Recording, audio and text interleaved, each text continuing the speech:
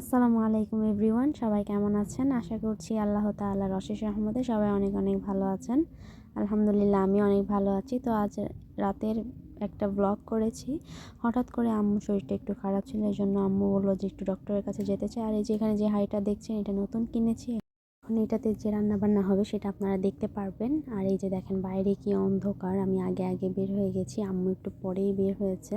আর এই যে এটা হচ্ছে আমাদের পোষা বিড়াল, ওকে আমি গুড্ডু বলে ডাকি আর আম্মু মিনি বলে ডাকে। তো প্রাণীরা হয়তো এমনই হয়, মানে একদম মিশে যায় মানুষের সাথে। আর বিড়াল হলে তো কথাই নাই, ও সবসময় আমাদের সাথে থাকে, আমাদের সাথেই ঘুমায়, আম্মুকে ছাড়া ঘুমাতে চায় না। আম্মুর কাছে এসে ঘুমায়, এমনভাবে ঘুমায় থাকে মনে হয় যে ও আরেকটা সন্তান। আম্মুকে বলে ছেলে, আমার ছেলে ওটা।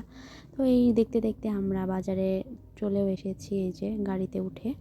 আর এখানে আমরা কিছু বাজারও করব আজকে। প্রথমে আম্মু একটু ডক্টর দেখালো, আলহামদুলিল্লাহ কোনো সমস্যাই হয়নি।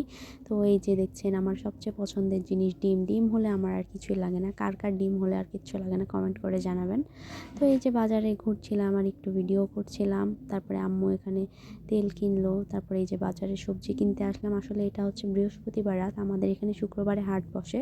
তো বৃহস্পতিবার রাতে সবাই দোকান গোছগাছ করছিল, কেউ কেউ বিক্রিও করছিল। তো আমরা গেলাম ওই সময় কিনতে। আর এটা হচ্ছে একটা প্রাইমারি স্কুল, এই প্রাইমারি স্কুলের মাঠেই হচ্ছে হাট বাজার বসে।